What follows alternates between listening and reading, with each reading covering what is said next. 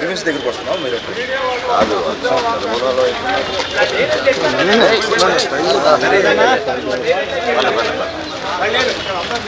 లేదండి చెప్తున్నాను నేను మీడియా వాళ్ళు అసలు ఏది పడారు ప్రాణాలు తీస్తానంట ప్రాణాలు తీస్తానంట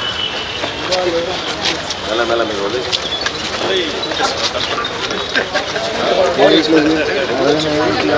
కోల్డ్ స్టోరేజ్ యూనిట్లో సంవత్సరాల నుంచి పాపం రైతులు గిట్టుబాటు ధర లేక పసుపు సుమారు 90,000 క్వింటాళ్ళు ఆ గొడవల్లో పెట్టుకున్న తరుణంలో అగ్ని ప్రమాదంలో పూర్తిగా నష్టపోయింది. ఆ రోజు నుంచి పాపం రైతులు అనేక సందర్భాల్లో స్థానికంగా ఉన్న సబ్ కలెక్టర్ గారికి, జాయింట్ కలెక్టర్ గారికి, అదేవిధంగా కలెక్టర్ గారిని కూడా కలిసి రైతుల్ని కాపాడే విధంగా వాళ్ళకి న్యాయం జరిగేటట్టు ఇన్సూరెన్స్ కంపెనీల దగ్గర ఎవరైతే ఈ యాజమాన్యం ఈ స్టాక్ని అంతా కూడా ఇన్సూర్ చేశారో తగిన విధంగా వాళ్ళకి న్యాయం జరగడానికి పాపం వాళ్ళు పోరాటం చేసుకుంటూనే వస్తూ ఉన్నారు. సుమారు 300 మంది రైతులు మా తెనాలి డెల్టా ప్రాంతంలో దిగురాల నియోజకవర్గం, మంగళగిరి నియోజకవర్గం, తెనాలి నియోజకవర్గం, అదేవిధంగా రేపల్లి నియోజకవర్గం, వేమూరు నియోజకవర్గం నుంచి కూడా చాలామంది ఈ గొడౌన్లో స్టాక్స్ పెట్టుకుని పాపం నష్టపోయారు. కలెక్టర్ గారు చాలా సానుకూలంగా స్పందించారు. రేపటికల్లా రిపోర్ట్ తెప్పించుకుని సబ్ కలెక్టర్ దగ్గర నుంచి స్థానికంగా ఉన్న ఫైర్ ఆఫీసరు, సబ్ కలెక్టర్ గారు, అదేవిధంగా రెవెన్యూ అధికారులు ఇచ్చిన రిపోర్ట్ని బేస్ చేసుకుని 2 రోజుల్లోనే రాష్ట్ర ప్రభుత్వానికి ఆ రిపోర్టు పంపిస్తామని చెప్పారు. దానికి రైతులు కూడా వాళ్ళకున్న కొన్ని అనుమానాలు, ప్రశ్నలు ఇవన్నీ కూడా కలెక్టర్ గారి దగ్గర మాట్లాడారు. అంతవరకు ఈ మీటింగ్ బాగా సజావుగా జరిగింది. దీనిపైన ప్రభుత్వం ఇమీడియట్గా తక్షణ చర్యలు తీసుకోవాలి. దాదాపు 100 కోట్ల రూపాయల ఆస్తి ఉంటే కేవలం 40 కోట్ల రూపాయల వరకే వీళ్ళు ఇన్షూర్ చేశారనే ఒక భయం రైతుల్లో ఉంది. 5,000 రూపాయలుగా క్వింటాల్ చొప్పున ఈరోజు మార్కెట్ ధర 12,000, 13,000 చేరిపోయింది ఆల్రెడీ. సో నష్టం అంత జరుగుతున్నా కూడా కనీసం ఆ రోజు సరుకున్న రోజున్న విలువని కట్టి ఈ రైతులకి ఆదుకునే విధంగా ప్రభుత్వం స్పందించాలని మేము డిమాండ్ చేస్తున్నాం. ఇది ముఖ్యమంత్రి గారి కార్యాలయం చేరగానే ఈ ఫైలు తక్షణమే స్పందించి మన ప్రాంత రైతులందరినీ కూడా కాపాడాలని జనసేన పార్టీ నుంచి, తెలుగుదేశం పార్టీ నుంచి ఉమ్మడిగా మేము డిమాండ్ చేస్తున్నాం. ఈరోజు ఇచ్చిన రిప్రజెంటేషన్ కలెక్టర్ గారు ఆ విధంగా సానుకూలంగా స్పందించాలనే నమ్మకంతో ఈ రైతులందరినీ కూడా మేము గుంటూరు తీసుకురావడం జరిగింది.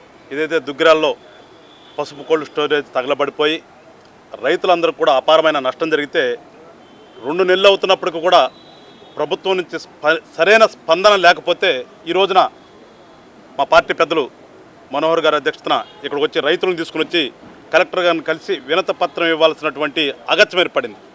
మాట్లాడితే ముఖ్యమంత్రి గారు ఏదో రైతు భరోసా కేంద్రాలు పెట్టేశాను, అసలు రైతులందరూ నేనే ఆదుకుంటున్నానని చెప్పి ఈ ముఖ్యమంత్రి గారు మేము ఒకటే కోరుతున్నాం, రైతు భరోసా కేంద్రం పెట్టడం కాదయా, రైతులకు భరోసా కల్పించమని అడుగుతున్నాం మేము. ఇవాళ దాదాపు 100 కోట్లు నష్టపోయారంటే రైతులు ఎప్పుడు కోలుకోవాలి? వాళ్ళంతా కూడా ఏ రకంగా కోలుకుంటారు?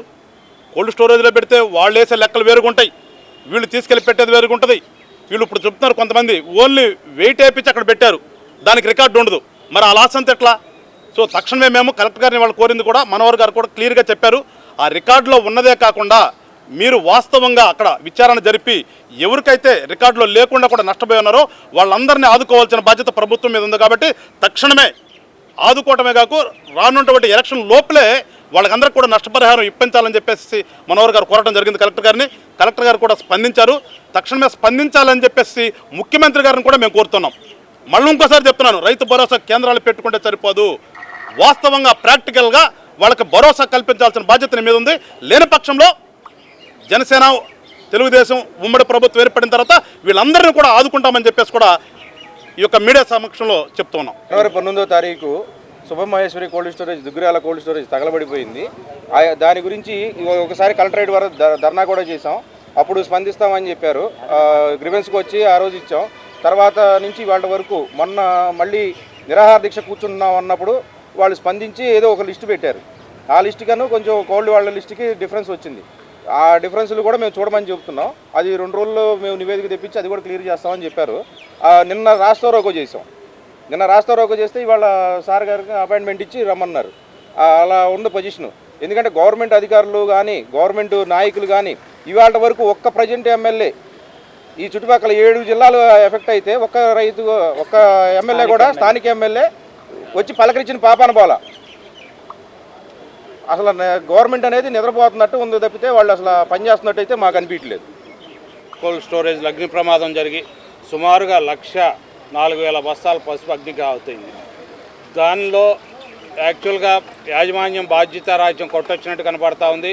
అట్లాగే అగ్నిమాపక శాఖ దానికి ప్రతి సంవత్సరం కూడా నిరభ్యంతర పత్రం ఇవ్వాలి, అంటే రెన్యువల్ చేసేటప్పుడు మరి ఏ డిపార్ట్మెంట్లు దానికి సంబంధించి వెరిఫై చేసి రెన్యువల్ చేశారా చెయ్యలేదా అనేది కూడా ప్రభుత్వం వారు వెరిఫై చేసుకొని చేయబోతే అందరినీ కూడా దాన్ని బాధ్యులు చేసి యాజమాన్యం మీద కూడా చర్యలు తీసుకొని వారి మీద కేసు పెట్టి ఒత్తిడి చేస్తే కానీ, ఎందుకంటే యాజమాన్యం ఫ్లోటింగ్ ఇన్సూరెన్స్ కట్టకపోవడంతో అప్పుడు గత సంవత్సరంలో పెట్టినప్పుడు అప్పుడు 5,000 రేటే ఉంది.